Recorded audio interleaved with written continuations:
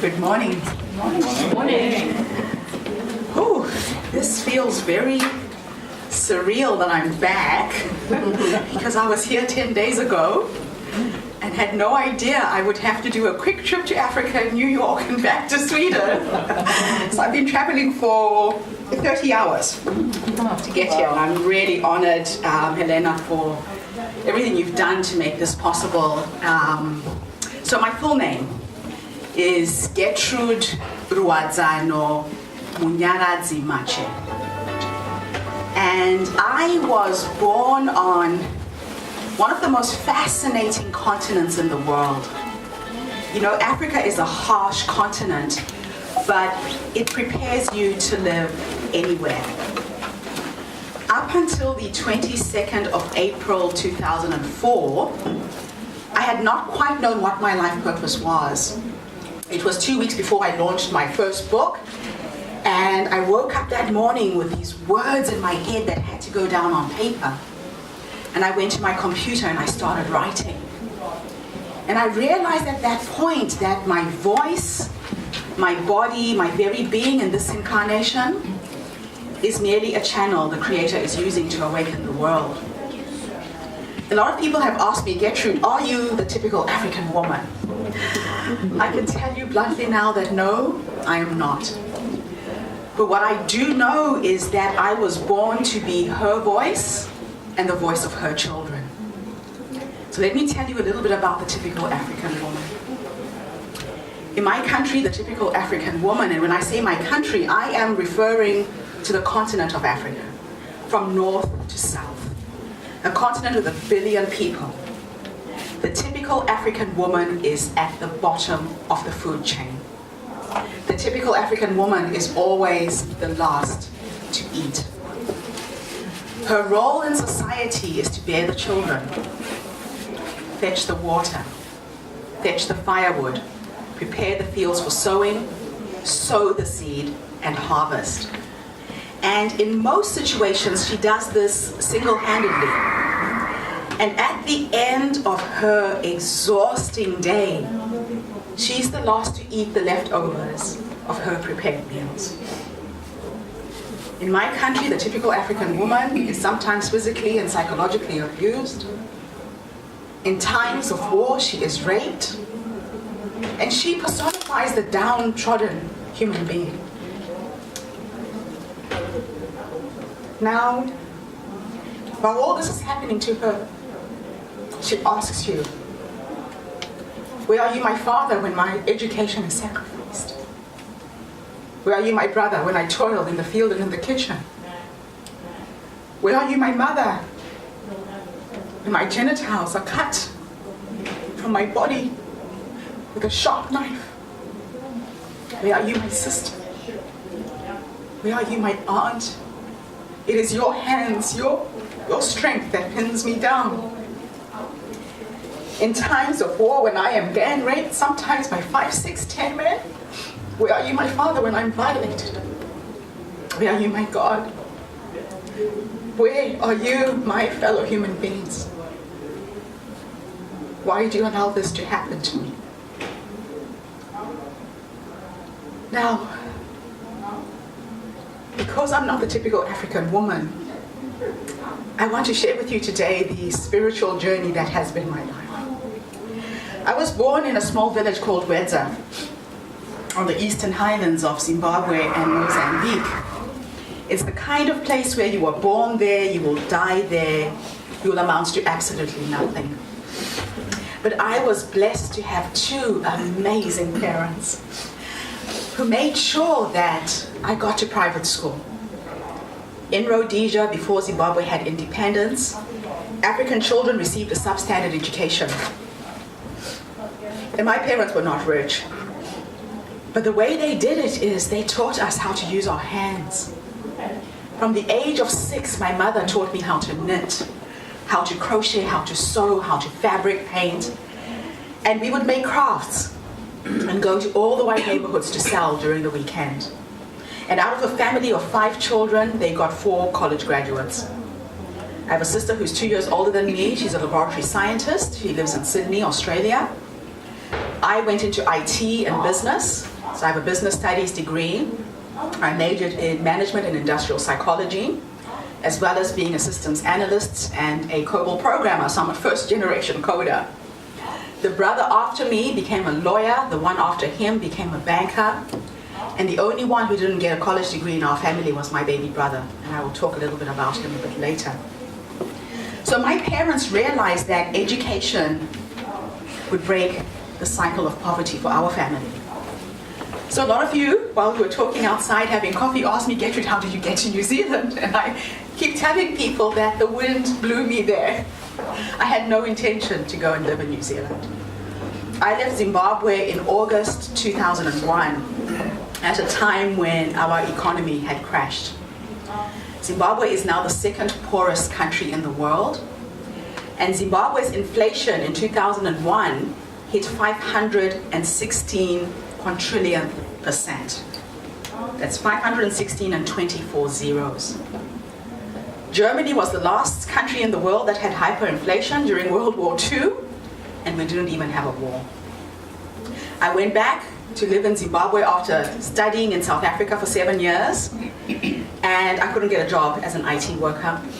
My husband had trained to be an obstetrician and a gynecologist, and he was earning the equivalent of $125 a month for a family of 5 working in a government hospital.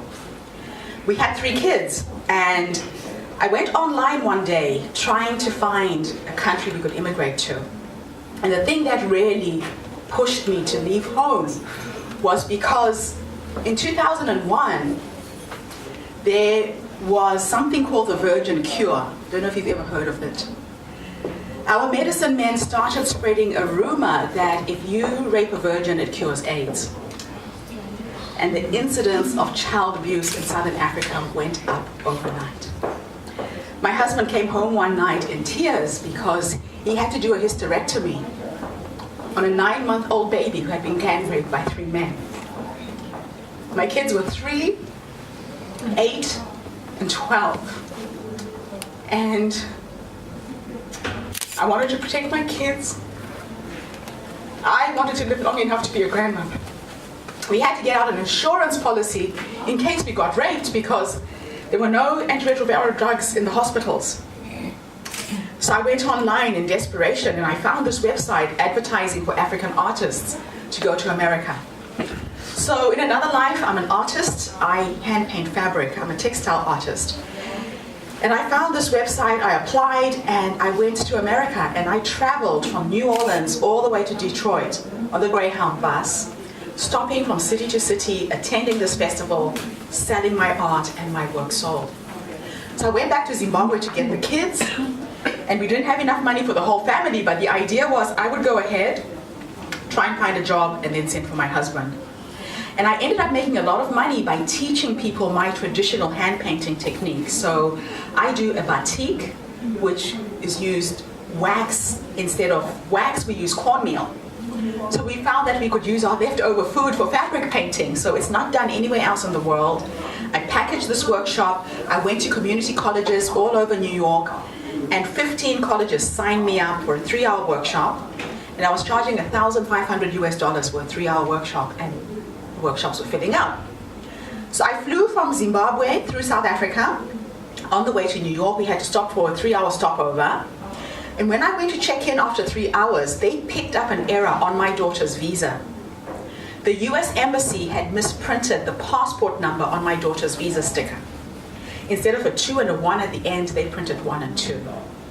Small typo. That was the week that our dictator president had started killing all the white farmers in Zimbabwe. And there was bloodshed. Anybody who had a passport was leaving. And the US Embassy said, look, we're really sorry, we had to change the rules 2 weeks ago. And I had applied for these visas 6 months prior to this. And they said the new rule is come back with a bank statement with $6 million before they would correct an error that they had made. I remembered sitting at home and crying and thinking, what kind of a God would put me on a plane and send me back to hell? That's what it felt like. But if I had got on that flight, I would not be speaking to you because I missed September 11 because of it. The building where I was running my workshops was near the Trade Center. And when the Twin Towers came down, I remember watching TV and thinking, okay, I wasn't supposed to go to New York. I had paid a deposit to rent a house in New Orleans. So after running my workshops, I was moving to New Orleans. That house disappeared 2 years later with Hurricane Katrina.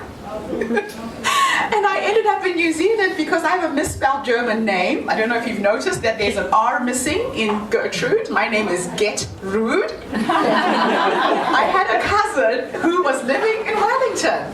And she says she was surfing on the Hotmail address book, randomly looking at people's names, picked up my misspelled name, sent me this one-line email saying, "Are you Barton's wife?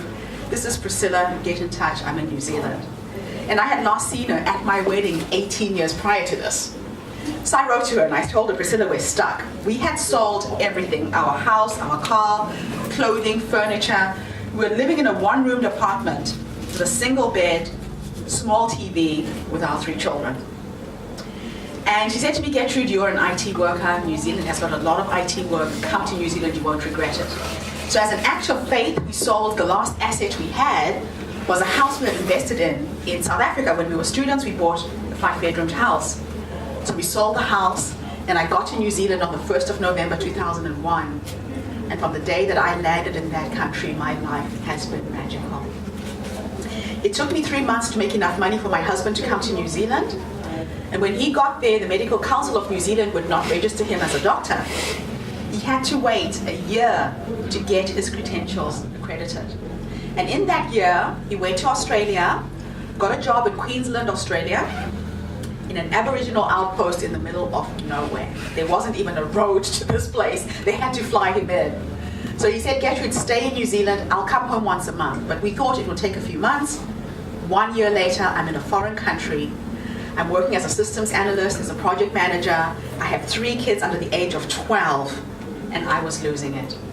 So when he came home, I decided to approach my boss so I could renegotiate my work hours, work from home in the afternoon, be in the office in the morning. And the day I approached my boss, he was in a very bad mood. I had just been given a contract to computerize the largest private hospital in New Zealand. And he said to me, "Gertrude, I need a full-time project manager. It's either you stay or you go." And I remember closing my eyes in his office and thinking, he's forcing me to choose between my children and work. And my babies are not negotiable. So I quit. I resigned on the spot. Told my poor husband, who was still job hunting, that I quit my job. And I said, "I'll go back to my art. I always fall back on my intuitive gifts." And I went back to painting my fabrics. And I paint large pieces of material, like 3 meters in length. And I went all over Wellington trying to sell the fabric. The fabric would not sell. Everywhere I went, people would look at it and say, "It's beautiful, but can you paint ferns?" The fern is the national flower of New Zealand. "Can you paint fish?" I was painting zebras, giraffes, African animals, and I was trying to sell an African product just in the wrong place. And then one night I had a dream. I dreamed of my grandmother, and I'll explain the misspelled name. So my grandmother was brought up in a German orphanage. When colonialists came to Africa, they would forcibly remove children from their parents and bring them up in orphanages. So although her parents were alive, she did not know her biological parents. And they called her Gertrude, and she hated it because she didn't have an African name. And she says when she turned 6, she decided to drop the R in Gertrude as an act of defiance. She decided to get rude. She said the nuns would beat her until she was black and blue, and she refused to change it back. So in Africa, we believe that when you name a child after you, it means you will never die. So I have kept my grandmother's misspelled German name for that reason, because if I put back the R, I kill her story. And she's my spiritual guide, and she had died 10 years prior to this, but she comes to me in this dream and gave me the best business advice I have ever been given by anybody. He said to me, "Gertrude, if you have a problem, break it up into small pieces." 2 a.m., the dream made no sense. But when I woke up at 6 o'clock in the morning, the dream made perfect sense, and I got my scissors and I cut the fabric into small pieces. And I made 1,000 cushions. I created a website, found a small shop, and my first business in New Zealand was this little quaint shop that sold hand-painted cushions, and my kids could walk home from school, come to the shop in the afternoon. At the top, I had a loft, they had a bed and a little desk so they could do their homework, but I found a way to look after my kids and make a living as well. I didn't make a lot of money selling anything in New Zealand, by the way. New Zealand is a very small country, 4 million people, not a country for product. But while I was sitting in this shop trying to think of other business ideas, the website is what generated most of my cash. I got bored, so I went online and I started thinking, what else can I do with myself? And after a year, I closed the shop, took the business home, and started running this business on the internet instead. But the second business idea I came up with was to open a recruiting agency for doctors. When my husband was job hunting, I saw hundreds of vacancies for doctors in New Zealand and Australia.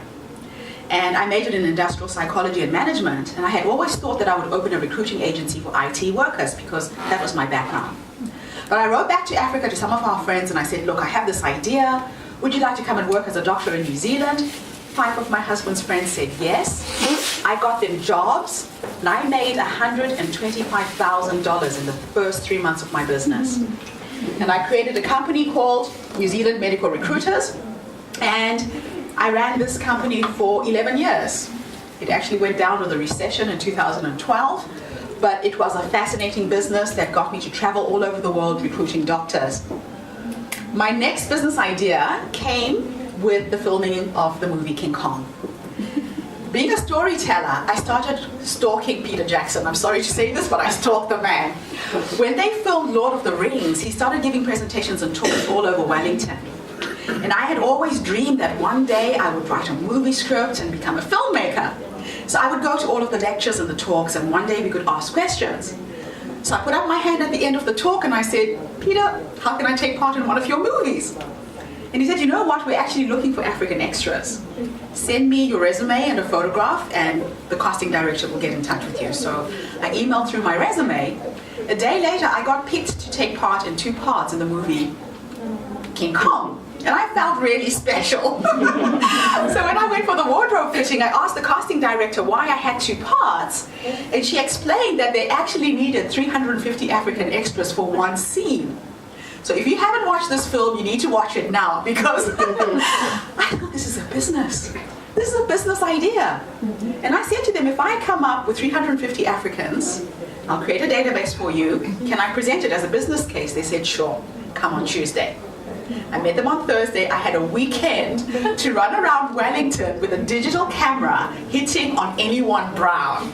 I stopped Indians, Maoris. They had to spray paint us one color so we'd look like a tribe. But I created a database that I sold to Weta. And I supplied all the ethnic extras for King Kong and Avatar. I'm in Avatar as well. And after the filming of these 2 films, I was so inspired to quit my day job at the age of 37, get a managing director to run my companies, and go back to college. And I did a course in TV and film production. And I started working on a movie script based on my life story. The backdrop to my movie is HIV and AIDS. Christmas 2004, Oprah went to South Africa. My parents had come to New Zealand for the first time. We were having Christmas lunch. And one of my girlfriends called me and said, Getrude, switch on the TV, Oprah's in South Africa.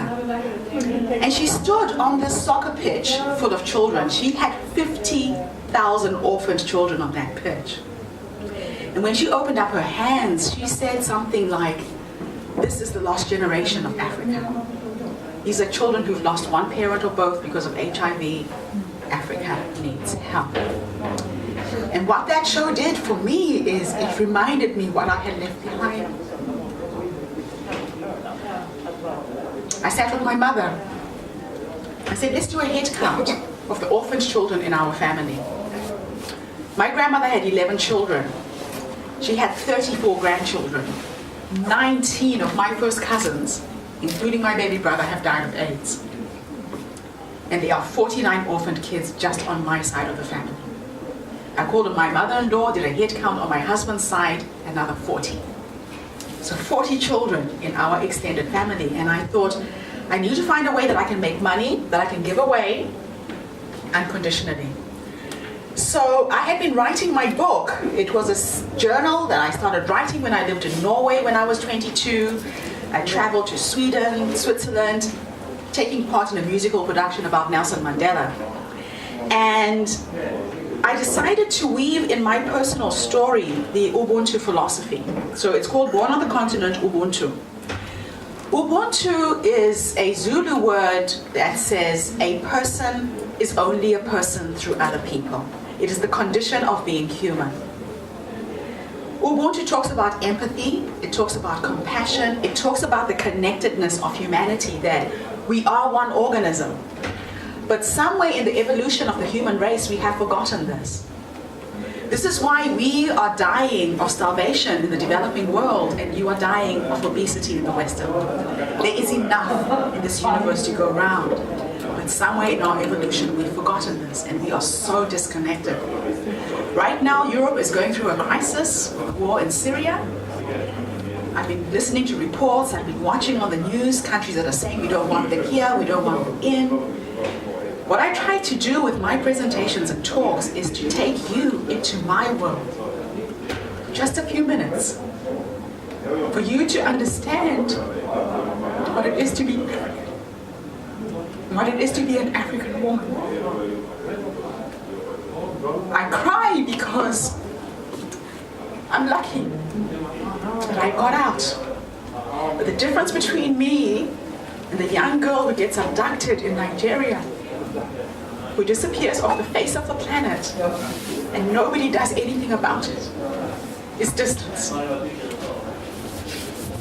There's no difference between her and me. So Ubuntu, what we're trying to do with the Ubuntu conference is to bring to Europe some of our ancient ways of being, our ancient ways of living. When I was young, my mother would take children in. If somebody died, she would adopt children. We wouldn't even know whose child it was. We never used to have orphanages in Africa. We never used to have old people's homes. But right now our systems are collapsing because of the numbers of children that need help. In Zimbabwe, there are 1.1 million orphaned kids because of HIV. The average life expectancy of a Zimbabwean female in 2015 is 35 years old. I turned 48 this year, and I have lived past my die-by date. And I wake up every morning and I breathe. And I'm grateful to be alive, to be able to look after my kids. So we want to try and bring an ancient way of being, and it's all about community. It's all about caring, it's all about empathy. And to exchange ideas and create a different paradigm. That's why we're calling this conference Making the Impossible Possible.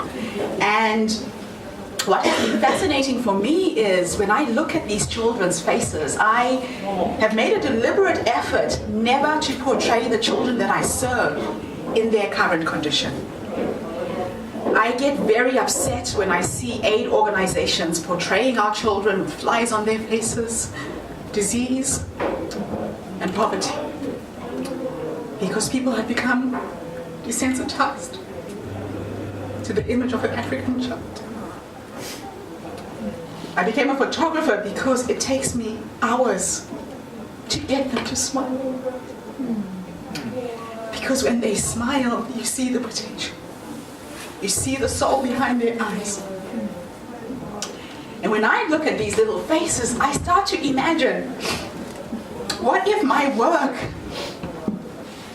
would someday help rear the scientist who will find a cure for AIDS?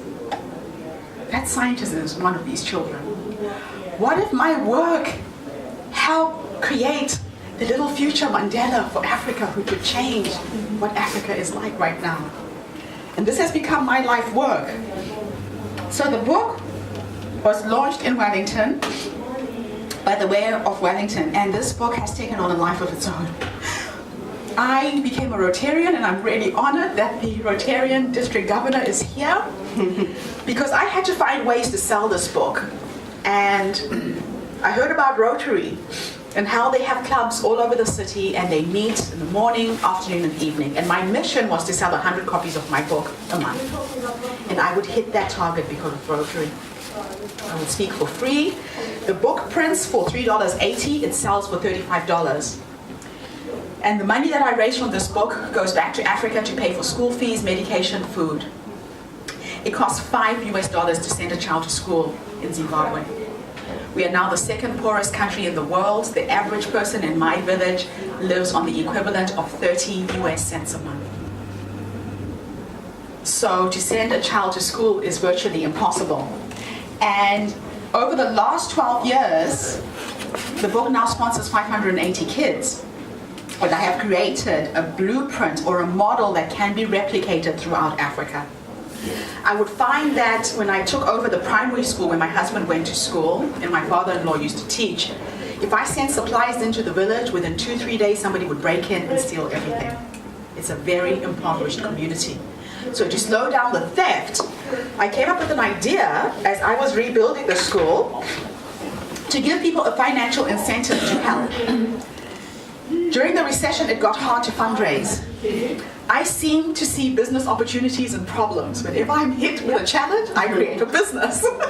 So this was the next business that I created. It's called Walk on the Wild Side Tours. These are 3 of my friends. I said to them, I have an idea for a business. I want to create a tourism business with a difference.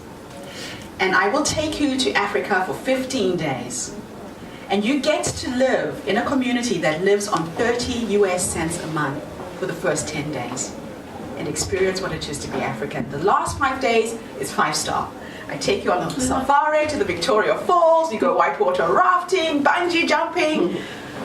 And these 3 friends said yes. The trip cost $10,000 and I show people how to make the $10,000 as well. And we went to Zimbabwe. We raised $55,000 between the 4 of us this year. And when we got to the village, we used the money that we raised to train the community to make the bricks to rebuild the school. So people would get a $50 microloan. They could buy 5 bags of cement. They could make 1,000 bricks that we buy back at $250. Then I would train the community how to use that money. They had to pay back the microloan. I don't believe in giving people handouts. I will give you a handout, but not a handout. So now you have $200 left. Use $50 to plow back into your business. Put $50 into your savings account. So we started a community savings bank and use $100 for the family. You were living on 30 cents. $100 is a lot of money. So Africa is not a poor continent. We are poor in our way of thinking and doing. We don't have a concept of savings. We don't have a concept of hoarding food. I remember when I was little, my grandmother would give away our meal if she saw somebody walking past our hut and they were traveling a distance with a load. She would call them into the house and give them the supper she had cooked for us. And she'll say they need the energy. They are walking a distance. So that's how we've been living for centuries, but it's working against us as a people because we don't know how to prepare for drought. We'll have a bumper harvest one year, the next year people are starving. So it's just bringing in a new way of being and thinking. So this created a model that stopped the theft because now this project belonged to the whole community. They were getting an income from taking part. I trained all the women in the community who know how to sew to cut and make the school uniforms for us. So we don't buy uniforms from a wholesaler. The women in our community are making the uniforms. Same thing, they get a microloan for $50, they buy their fabric, they make the clothes, they sell them back to the school shop. So what's really exciting is by the time we got to the village, the whole school had been refurbished by the community for free. People came on board, they had made the bricks, they refurbished the school that was dilapidated and old. And we just got there, it was like a 10-day miracle, and we repainted the whole school with the help of the community. And what this has done is people started doing things for free. Normally you have to pay people to come on board to do anything. But because they could see the benefit for themselves and the children, people are now contributing for free. This is another organization that I've been supporting, and this orphanage has got 250 children under the age of 12 who are HIV positive, have physical and mental disabilities as well. And that little baby that I'm holding in the corner, She died 12 days after this visit. And I keep that picture on my desk as a reminder that I have to keep going. I'm not going to reach all of them, but I need to find a way to replicate my work throughout Africa. And this is how we end the trip in the Victoria Falls. You go whitewater rafting. I have bungee jumped off the Victoria Falls Bridge 3 times on the same day though. So what happens is when you jump the first time, you get this adrenaline rush. You have to go back for a second hit, a third hit. My husband and kids had to stop me the 4th time. You go whitewater rafting, you go for a walk in the bush with these majestic animals. You know, Africa is one place in the world where you can get so close to nature and see these animals in their natural habitat. I think that is a gift that we have to give the world. So I want to try and revive Zimbabwe's tourism through this business, so that people don't just come to Africa to see the sights, they come and leave a piece of themselves with us. So when you come on this trip, if you're a teacher, you work with my teachers. If you're a doctor, you help with the health project. If you're a nurse, so we need an exchange of knowledge and ideas. That is the missing gap for Africa as well. We have the resources, but we don't have the knowledge to use our resources. We do the game drives at day and at night, which is a completely different experience. And you all fly back from the Victoria Falls to your respective countries with your tribal markings, and you become part of our tribe. Now, this is the business that I created 3 weeks ago on my way here. So I was invited to go to Macedonia, and I have a thing for fabric, and I was walking through this marketplace, and I started seeing all this beautiful material, and I bought 10 pieces of material. And if any of you know how to sew, you can see that this is not really a dress.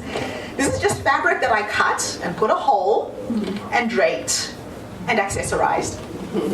All of these dresses were made the same way. And I hired a professional photographer. I always used to say that when I grow up, I want to be a model. So at the age of 48, I have become a model for my own product range. And I had so much fun. I'm creating a website. That's this dress.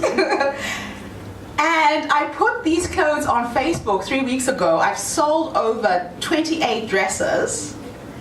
The accessories, the jewelry are found in the same market. So I've gone back to my fashion business through travel. So I'm going to go around the world buying fabric from different countries, creating kaftans, which women over the age of 40 can use to drape and hide our curves and look elegant. But I also want to try and talk about those countries through the writing of my books. So I'm creating a doll that looks like me. And this little doll has got kinky African hair. She wears African kaftans. She comes with a little suitcase with 10 of my dresses.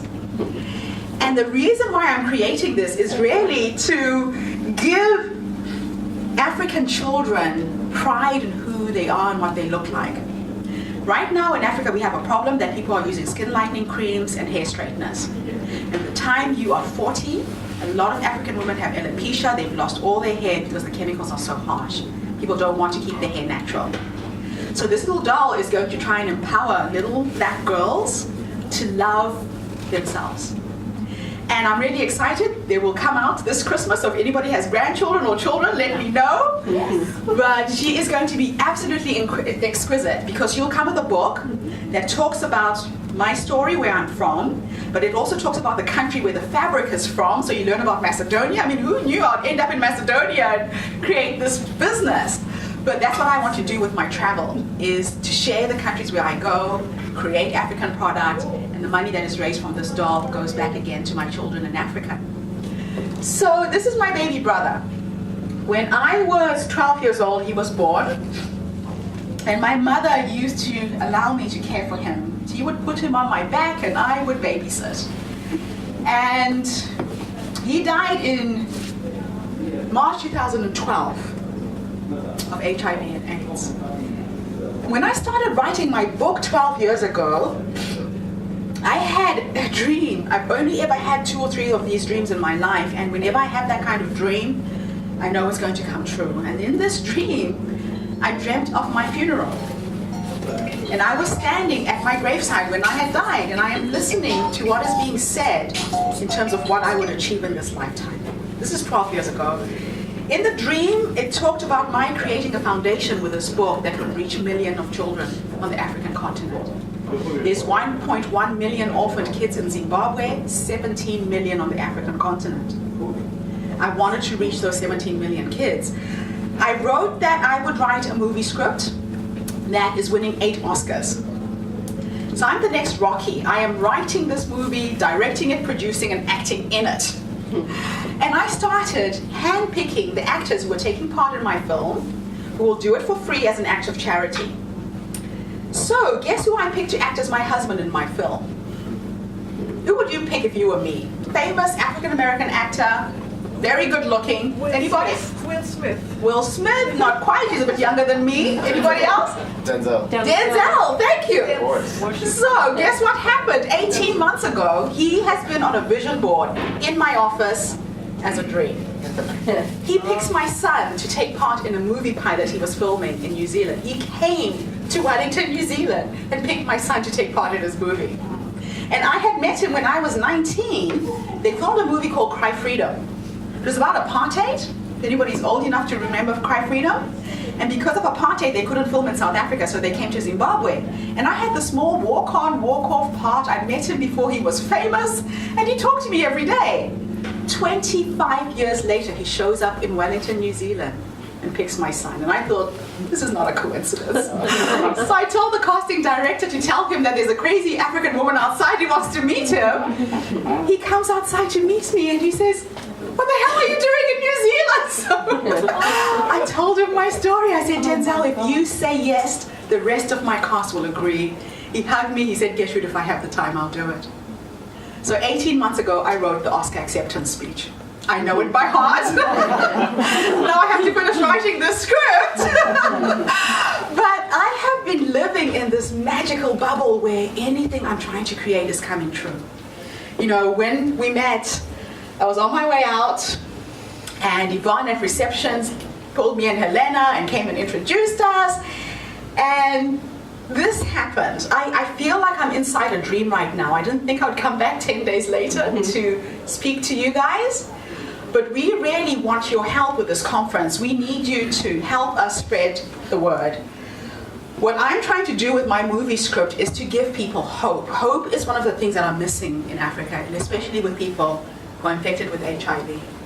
I believe HIV is a story. It's like cancer. If somebody tells you that you have 6 months to live and you buy into that story, in 6 months' time you will be dead. So although the drugs are available, people have bought into this belief system. And it's happening especially to the youth, to the young. Hope is the missing piece. I spent 12 days with my brother before he died. And he gave me a gift. There is a psychological side to this virus that I had missed. I started working with people with HIV when I was 17. World Health had come to our village in a helicopter, and they were dropping flyers and free condoms to people who couldn't read. I'm sitting on my grandmother's veranda, I'm watching the parents running and catching the papers, and the next thing they're lighting their fires. I'm watching the kids blowing up the condoms and running around the village with balloons. Most of the campaigns in the 80s were so ineffective. Most of the people in our community were illiterate. So I actually wrote my first play when I was 17. I wrote to World Health. And I said, I've just watched what you've done with your campaign. You've wasted thousands of dollars dropping pieces of paper in the air. Sponsor me to write a play, because we pass down knowledge through stories. Storytelling is what we do best. And I was sponsored to write a play that had an HIV theme to it. And the community would get involved in the production, in the dancing and the singing. And then I would run the workshops in the vernacular language to explain what a virus is and how it was spreading. I remember they would come and run workshops on how to use a condom. And they would take a broomstick and put a condom on a broomstick. Guess what? Every single hut had a broomstick with a condom on it behind the door to prevent AIDS. Aww. So I know, people mean well, right? They mean well, but just totally ineffective ways of communicating knowledge. So this has been a calling for me. I was called to this work from the age of 17. But this missing piece, the psychological side to AIDS, was what was missing until I watched my own brother die. And I want to try and go back and tell the story that can reach 1 billion people. I mean, how more effective can it be but through film? And now I understand why I ended up in New Zealand, why I ended up meeting Peter Jackson, James Cameron, getting involved in all of these movies and being inspired to work on a movie script. And what we want to try and do here in Malmö is this. We are looking for people who can come on board to help us make this conference real. We've identified a number of instances and situations in your own community that need addressing, the disconnectedness of living in a Western world, and we want to bring concepts to help people here and abroad to change the way of living and doing and to learn from each other. So in this conference, we are going to have breakout sessions. We have different speakers who will come and talk about different topics, entrepreneurial people who will come and share their vision about being entrepreneurs. But we will have breakout sessions so that if somebody says, look, I want to go and create a health clinic, we have a clinic in the box. If somebody says, I want to help in the school system, we have a school in the box. So we have different areas that we will be focusing on throughout the conference. But right now, what we are looking for is people that we can enroll to come and help us raise the sponsorship to make this conference real. And again, because we're trying to make the impossible possible, we thought of different ideas. One of these ideas is for me to take a group of 100 people from Sweden to Zimbabwe on one of my trips. It'll be a life-changing experience. Anybody interested in doing something like that? Okay, cool. So we need to talk. And what we will do is, the way we raise the money to go on the trip, it's very easy to make $10,000, by the way. I go back to my grandmother's message. If you have a problem, break it up into small pieces. Those 3 ladies who came on my first trip, the way we raised the $55,000 is, my mother used to have a restaurant, and I show up as a gourmet chef. We created what we call the Africa-inspired gala dinner, and they sold dinner tickets to their friends. They sold 100 tickets at $100 each, and it raised $10,000 for each of them. And I will come to wherever you are. We will find a hall where we can self-cater. I will cook the African food. We'll decorate the hall. We'll have African musicians and music, and we'll raise the money that way. It's very easy to raise $10,000 if you put your mind to it. So I will be there to support each and every one of you to come. And the idea that we have is you come on the trip and you get to see what we're trying to create on the ground in Zimbabwe. So when we come to the conference in August next year, you will be some of the speakers at this event because you can see us making the impossible possible. Does that make sense? Mm-hmm. So it's going to take a handful of committed people who say yes, and hold on to your seatbelts because it's going to be an exhilarating ride. I actually see us being able to do this with a small handful of people. We've been challenged in trying to get the funding. Right now, the whole world is distracted because of the war in Syria. And all of the people we've approached for sponsorship are more focused on what is happening there. And like I said, when we are hit with challenges, we create opportunity from them. And I think there's a way that we can embrace the refugees who are coming into Sweden with this conference as well. One of the things I've been doing in Wellington is I work with the refugee service.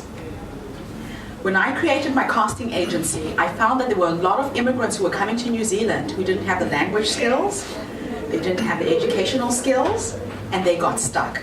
So if somebody was a doctor, wherever they came from, and they came to New Zealand, they could not get registration, they couldn't find work. And I started teaching people how to use their point of difference to get a job.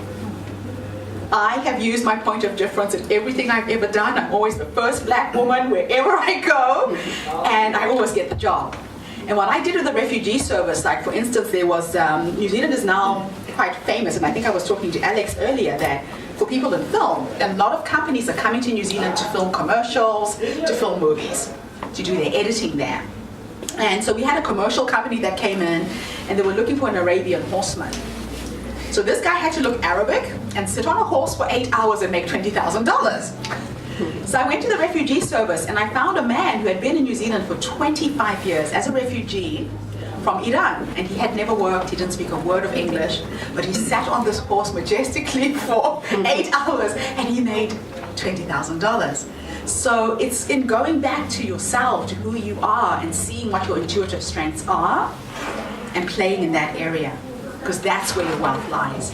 And what we're trying to do with this conference is to show that to entrepreneurs as well. When I was a child, I was that little girl at the back of the class, yakking and talking all the time. I get paid to do this now. I get $15,000 to speak for an hour. But it was a weakness when I was a child. So imagine if we caught the youth while they're young and show them where their strengths are. So we want a lot of young people to come to this conference as well. So I'm going to stop here, and I want to open up the floor to questions, comments. Let's just have a dialogue so I can get to know you, and you can get to give me a bit of feedback in terms of what this presentation has done. Yeah, that's so if anybody wants to ask something now. I'm just overwhelmed. Yes. Wow.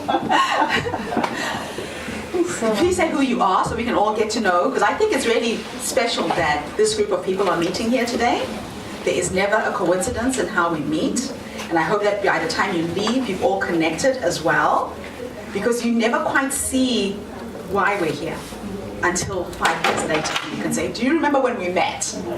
Okay. Oh, Chris. Yeah. I think it was a fantastic story and hearing about your life, and it's been really inspiring. And what really got me curious is about your inner mindset and what kind of ideas about how reality works that is driving you and that you are fully believing in, and what that looks like. Yeah. That's an interesting, because I've been asked that a lot. I think I was ADD when I was little, and I wasn't medicated. Thank God. Yes. And I read that a human being needs 4 hours of sleep, so I do with very little sleep. I've been traveling for 30 hours to get here. So my concept of the world is that you can create magic anytime, anywhere, and you do it by getting clarity in terms of the pictures in your head. If the end picture in your head is clear, you can create anything. And that's where I start from. So I'm the kind of person who doesn't need to see the bricks before I build the house.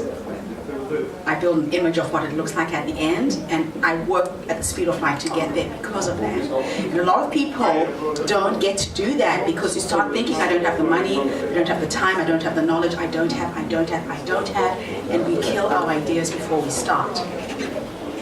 So if I can give you anything to take home today, is you can create anything, but it starts with you seeing the end picture very, very clearly. And then it's like magic. The right people flow into your life who will help you make that vision real.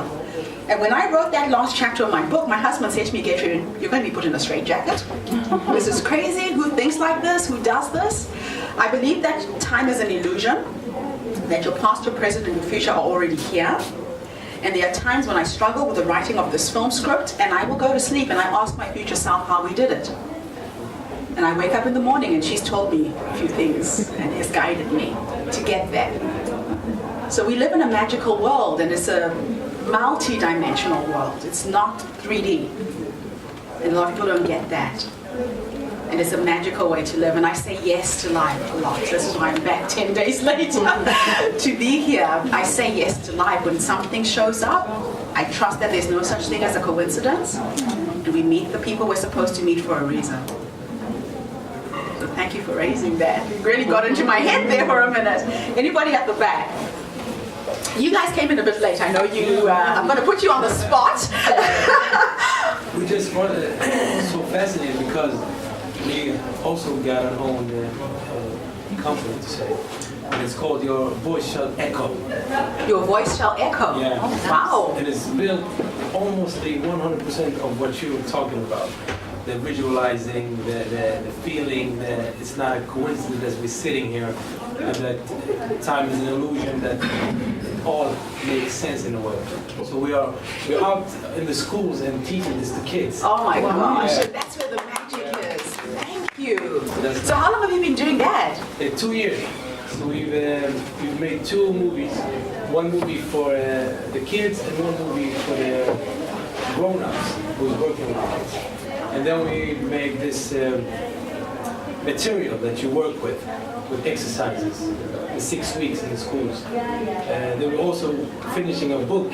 Oh my gosh! Yeah, and it's all about this topic because I'm a social worker and he's a dentist almost. And we experience the same thing that you're talking about. That it's not chronological. Life is not chronological. You can do so much more. And sometimes, like when we visit schools, they talk about that these kids are so focused on the goal that they forget the journey. Yes. And we want to stop them and show them more opportunities.